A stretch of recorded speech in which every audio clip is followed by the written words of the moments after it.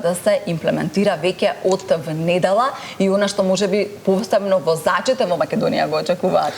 Да, вела дека сообраќајниот хаос во Скопје наскоро треба да добие поинакво лице, но она што утринава ќе го разговараме покрај системот на Safe City и најавеното менување на оној застарен систем кој и не видовме многу бенефит, наречен зелен бран, а сега се најавува воведување на нов, паметен или автоматски систем кој ќе ги препознава гужвите и ќе помага во подобро регулирање на сообраќајот. Што значат овие новини за граѓаните, дали навистина ќе донесат побезбеден и поефикасен сообраќај, како што спомена Елена утринава, наш дежурен репортер е колегата Кирил Стојанов, кој во живо од терен ќе известува за оваа тема. Кирил, добро утро и повели. Така Иваневе, добро утро, поздрав од булеварот Партизански одреди. За 2 дена или за 3 дена од денес би требало да започне толку очекуван Safe City, официјално да почне да функционира и да казнува прекршоци на територија на град Скопје. Спомнавте и ти, Елена, дека пред некој ден градоначалникот на град Скопје најави и паметен зелен бран кој што би требало да функционира и да допринесе во намалување на гужвите и зголемување на безбедноста во сообраќајот. Како овие мерки ќе влијаат? Што е што уште треба да се направи за да може да кажеме дека сообраќајот во Скопје е побезбеден? Ќе зборуваме со експерт од таа област, Игор Митревски од Друженијето Медиум за намалување на жртвите во сообраќајот. Игор, еве на 2 дена сме од почетокот на Safe City, некако долго време најавуван проект и начин на функционирање. Колку конечното профункционирање на Safe City ќе помогне за зголемување на сообраќајната култура и сега поголема сообраќајна безбедност во градот Скопје? Добро утро.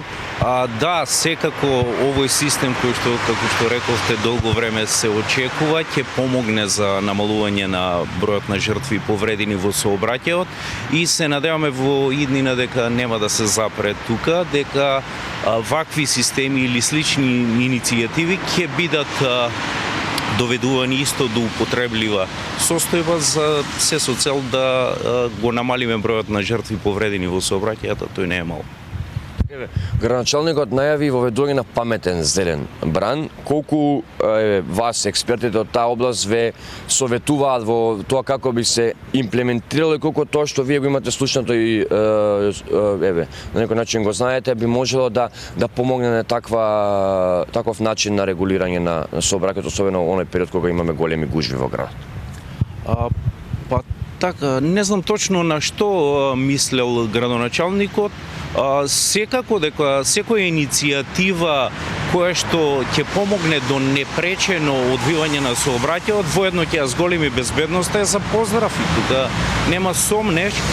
Инаку од позиција на тоа што го знам за управувањето со сообраќајот, е дека сообраќајот е комплексен проблем за управување и би требало да се вложува доста напор за да стигнеме до цел непречено да се одвива сообраќајот и да имаме што помалку жртви повредени. Имавме ние еден, сега така го викаат, застарен начин на зелен бран. Знаеме тоа дека беше и тогаш најавувано како олеснување, како подобрување на сообраќајот. Какви се искуствата од тој зелен бран? Имаше ли Скопје некаква корист и дали една таква мерка би можела да биде корисна базирајќи го на искуството од минатото? Па така, значи јас пак ќе кажам, секоја мерка што ќе доведе до непречено одвивање на сообраќајот и ќе ги намали сите оние ризици кои што доведуваат до жртви повредени е за поздрав.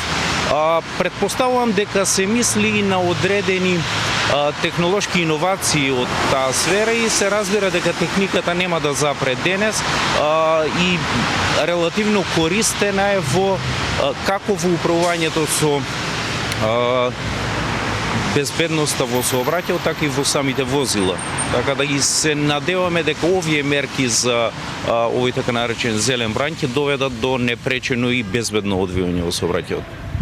МВР пред некој ден го објави и тарифникот за казни од Safe City кој што треба да почне да функционира. Гледаме различни суми за прекорачување на брзината до 10, од 10 до 20, од 20 до 30, дури некои мерки кои што велат одзимање на возачка дозвола, исклучување од сообраќај, дури и одзимање на возила. Колку ваков вид на казни се добри, дали ги анализиравте казните и дали се тие соодветни и дали ќе дадат посакуван резултат? Па така, да.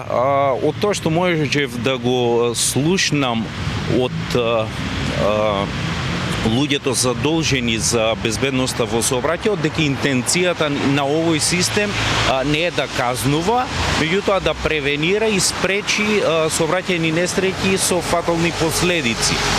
Сега по однос на висината на казните, пак веројатно се правило некаква калкулација по однос на примања на населението и така натаму.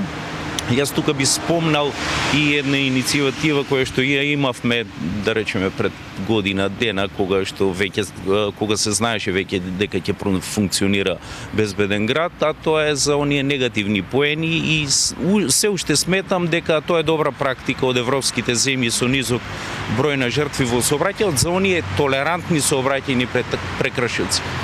Погрешно паркирање, пречекорување на неколку километри на час на дозволената брзина, меѓутоа морам да спомнам дека и во овој случај кај безбеден град се направи одредена корекција на пречекорување за да не мора да нон-стоп, како што велиме сите, да гледаме во инструмент таблата. Safe City имаше многу луѓе кои што го поздравија, имаше и оние кои што се противеа на носење на еден ваков закон, особено кога беа потребни оние законски измени, кои што имаше политичари кои што велеа дека ова е насочено према некој, дека негативно ќе влие. Како ги коментирате ни такви изјави како експерт од таа област, колку такви изјави може да бидат опасност за луѓето потоа да не ја почитуваат оваа мерка и се она што следува и на тој начин да ја загрозат безбедност? Па да, ги слушнав и двете изјави, тоа беа изјавите на господинот Цела и господинот Таравари и особено ме изненади, искрено ви кажам, бидејќи доаѓаат од луѓе интелектуалци, лекари.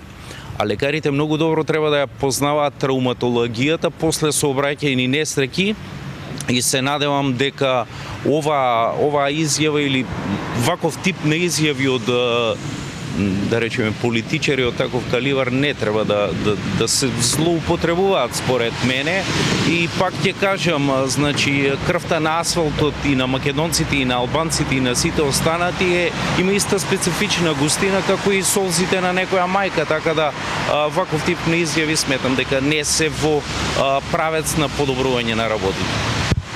Освен оној безбеден град Safe City кој што треба да профункционира, регулирање на брзината која би значила и пасење на зачувување на оние сообраќајни знаци, колку во Македонија, во Скопје има уште простор за други мерки кои што треба да се применат, колку возилата ни се безбедни, колку во тој поглед треба да направиме уште за ова ќе почне да функционира, меѓутоа да не биде линија до тука, туку да се продолжи со подобрување на сообраќајната култура и сообраќајот во Македонија воопшто. Па така да, убаво кажавте дека треба да продолжиме сите ние со сообраќајната култура, значи да вложиме дополнителен мал напор да не се случуваат немили настани по однос на нашето учество во сообраќајот.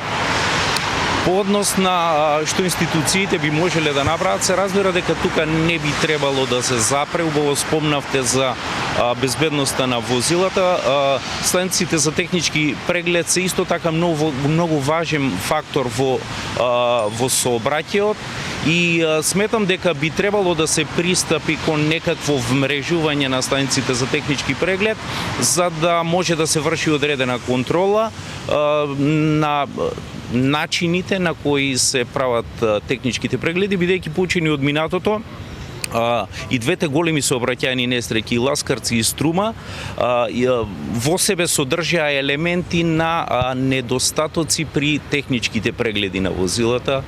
тука би можел да спомнам и конкретно за град Скопје. Се надевам дека до 2026 би требало да се амортизира тој проблем што го имаме со јавниот превоз, доколку се смогнат сили да се набават нови автобуси. Сметам дека ќе го намали бројот на возила на патиштата. Исто така ќе напоменам и дека се најде за сходно во последните 2 декади да се реновираат повеќе пати и булеварот Партизански одреди и други булевари, меѓутоа за жал велосипедските патеки и патеките за пешаци не се изреновира, а на тие места се обраќаат најранливите учесници во сообраќајот. Се надевам дека и тоа ќе се има во предвид и би можело да се размисли во поглед на долго време слушавме за трамваи, метро, бас рапид транспорт и така натаму, би можело да се размисли. Тоа што го видов последен пат беше во декември, во Париз се пушти одредена жичара која што поврзуваше периферни делови со оние градски артерии, може да се види чисто како идеја. Игоре, само за крај, дали се потребни уште повеќе камери во делот на Safe City кои што би опфаќале многу поголем простор и сега го би ги пазеле и пешаците и велосипедистите и сите учесници во сообраќајот, дали прават прекршоци ги почитуваат правилата? Добро, сега не би знаел точно колку, да речеме, уреди за записи е потребно дали на одреден број на жители, дали на одреден километар квадратен.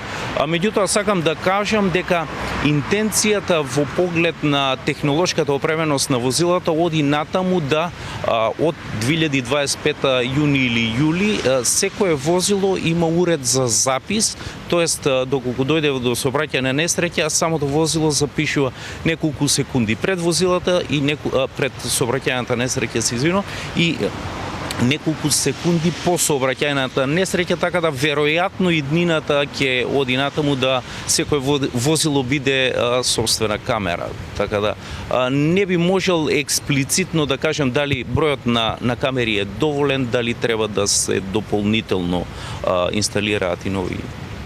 Игор Митревски, Издружение Медиум за намалување на жртвите во сообраќајот, ви благодарам за разговорот, за споделените совети и информации. Благодарам многу и вам и искрена благодарност до телевизија Сител, бидејќи има слух за безбедноста во сообраќајот повеќе години наназад. Благодариме, секогаш ако можеме на некој начин да допринесеме, сме тука, да ќе напоменам уште еднаш, за 2 или 3 дена од недела почнува функционирањето на безбедниот град, на Safe City. Ќе видиме како ќе тече имплементацијата на оној модерен зелен бранд кој што го спомна градоначалникот и како тоа ќе се одразува. Да се надеваме дека ќе имаме позитивни ефекти и дека ќе се намали бројот на жртвите во сообраќајот кој секоја година во Македонија за жал надминува бројката од 100. Ти благодарам, Кирил, токму така најважната работа е да се намалат сообраќајните несреќи и жртвите во сообраќајот, а секако да профункционира овој систем по тертипот на она како што сме го виделе во западните земји, па да имаме навистина и проток во сообраќајот и помало загадување и помали жртви. Му благодариме на колегата